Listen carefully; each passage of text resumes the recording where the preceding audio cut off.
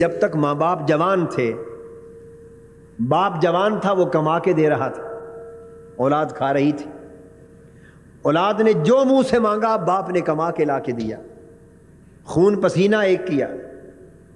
اولاد کو جو تکلیف ہوئی ماں نے اپنی راحت، اپنا آرام، اپنا چین، اپنا سکون، اپنا مفاد سب کچھ قربان کر دیا، اولاد کو سکھ دیا، اولاد کو آرام دیا، اپنے منہ سے لقمے نکال نکال کے اولاد کے منہ میں ڈالے۔ یعنی یہ مامتا، اس کا ذکر آگے آئے گا بعد میں، لیکن اندازہ کر لیں کہ یہ مامتا تو اللہ نے حیوانوں میں بھی اتنی بدرجہ عطا رکھی ہے کہ چڑیوں کو دیکھے نا تو وہ بھی دانہ اٹھا اٹھا کر اپنے بچوں کے منہ میں ڈال رہی ہیں۔ یعنی یہ ماں کی مامتا کوئی ایسی شے ہے کہ انسان تو انسان، حیوانات اور چرند اور پرند بھی اس سے اللہ نے مستثنا نہیں رکھے۔ تو اللہ پاک کو معلوم ہے کہ جب تک ماں باپ کمانے والے ہیں، اولاد کھانے والی، اولاد کو ہر وقت بہترین لباس مل رہا ہے، خوراک مل رہی ہے، پوشاک مل رہا ہے، بچے ہیں فوراً جو مانگا وہ مل گیا، جوان بچے ہیں، جس چیز کی طلب ہوئی والدین کے پاس وسائل ہیں یا نہیں اولاد کو مہیا کر دی، ادھار اٹھا کے دے دیا، تکلیف اٹھا کے دے دی، مشقت اٹھا کے دے دی۔ تو جب اولاد دیکھتی ہے کہ میری خاطر والدین بچھے بچھے جا رہے ہیں، قربان ہوتے جا رہے ہیں، جب دیکھ رہی ہے تو صاف ظاہر ہے نافرمانی کا امکان کم ہوتا ہے۔ بچپن کا زمانہ الگ ہوتا ہے، اس میں نوجوان صحیح تربیت نہ ہونے کی وجہ سے ایسی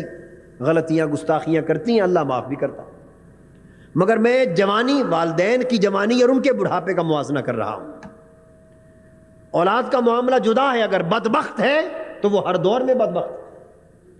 مگر میں نیک بخت اولاد کی بات کر رہا ہوں کہ جنہوں نے والدین کی جوانی میں کبھی نافرمانی نہ کی تھی، کبھی سر اونچا نہ کیا تھا، کبھی نگاہ اٹھا کے نہ دیکھا تھا، کبھی والدین کی بات کے سامنے سر ہلایا تک نہ تھا۔ ایسی نیک بخت اولاد ماں باپ کے بڑھاپے میں وہ بھی آزمائش میں پڑ جاتی۔ کیوں؟ کہ والدین کے ہوش و حواس قائم تھے، خدمت کرتے رہے، اولاد کو مفاد پہنچاتے رہے، فائدہ ملتا رہا، اور خود چونکہ ہوش و حواس قائم تھے سو والدین سے ایسی کوئی بات صادر نہ ہوئی جس سے وہ اکتا جائیں، چونکہ ٹھیک ٹھاک ہے، ہوش و حواس سلامت ہے، نارمل لائف ہے، اس لیے اکتا دینے کی بات ہی کوئی نہیں۔ تو قرآن مجید کہتا ہے کہ جو جو بڑھاپا انسان کی زندگی میں آتا ہے تو طبیعت بچپنے کی طرف پلٹ جاتی، جو جو بڑھاپا آتا چلا جاتا ہے، جو جو بڑھاپا آتا ہے، کسی کے بچپنے کی طبیعت بڑھاپے کے آغاز میں شروع ہو جاتی، کسی کی اور دیر سے، کسی کی اور دیر سے، یہ اللہ کا کرم ہے جس پر جتنا ہو، مگر بڑھاپا کسی نہ کسی مرحلے پر جا کر ضرور طبیعت میں بچپنا لاتا، یہ قرآن مجید کا کہنا۔ اور بچپنا اگر نہیں، بچپنا تو آتا ہی ہے، مگر تھوڑا طبیعت میں وہم شروع ہو جاتا ہے، طبیعت میں تھوڑی ضد آ جاتی،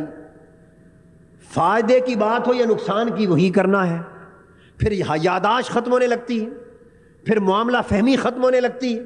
یہ سارے معاملات جب بڑھاپے میں جمع ہو جاتے ہیں تو روز 50 ایسے واقعات بھی ہو سکتے ہیں کہ جن سے طبیعتیں اکتائیں، طبیعتیں اکتائیں۔ مثلا آپ نے منع کیا کہ اب اس عمر میں ٹھنڈا پانی، ٹھنڈی چیزیں، ہوا یا اے سی کے کمرے میں سونا فائدہ نہیں دیتا، نقصان دیتا ہے۔ بوڑھے ماں باپ ہیں، بڑھاپے میں ہیں، تکلیف ہو گئی، پھر اس کے بعد وہ آپ ہیں، چھوٹی چھوٹی بات پہ وہ پوچھیں گے، سوال کریں گے، پہلے نہیں پوچھتے تھے، نہیں ٹوکتے تھے، اب بڑھاپا ہے، اب ہر بات پہ ٹوکنے لگ گئے۔ بھئی تم کہاں جا رہے ہو، اس وقت کہاں سے آ رہے ہو، بار بار پوچھیں گے۔ جوان بیٹا ہے، اگتا جائے گا کہ مجھے آپ نے بے وقوف سمجھ لیا ہے، اتنی عقل بھی نہیں کہ بار بار پوچھتے ہو کہاں جا رہے ہو، میرے ہزاروں معاملات ہوتے ہیں، آپ ہر معاملے میں یوں ہی ٹانگ اڑاتے رہتے ہیں۔ اکتا کے یہ کہہ دیا۔ اب میری بات سمجھ رہے ہیں کہ نہیں؟ طبیعت ہر وقت کسی چیز کے کھانے کی کرتی ہے، آپ سمجھتے ہیں کہ یہ کھانا یا یہ چیز دینا اس وقت نقصان دہ ہے، وہ اصرار کرتا ہے، بوڑھا باپ، بوڑھی ماں، یہی کھاؤں گی، یہی کھاؤں گا۔ ایک طرف ان کی صحت کا احساس ہے، ایک طرف ان کا اصرار ہے، انسان درمیان میں سینڈوچ بن گیا ہے۔ یہ آزمائش کے وہ لمحے جہاں اللہ رب العزت فرما رہا، اس لیے فرمایا عندک الکبر احدہما او کلاہما، جب بڑھاپے کا یہ دور آ جائے، ماں باپ کے بڑھاپے کا یہ دور آ جائے جب وہ بات بات پہ ٹوکنے لگے، بات بات پہ ضد کرنے لگے، بات بات پہ مسائل پیدا کرنے لگے اور تمہاری طبیعت اکتانے لگے، تو اے نیک بخت اولاد، تمہاری نیک بختی کا امتحان آج آیا ہے، اب دیکھنے کا وقت ہے۔ فلا تقل لہما اف، ہر شے برداشت کر، صبر کر، اور اوہ تک بھی اپنی زبان پر نہ لا۔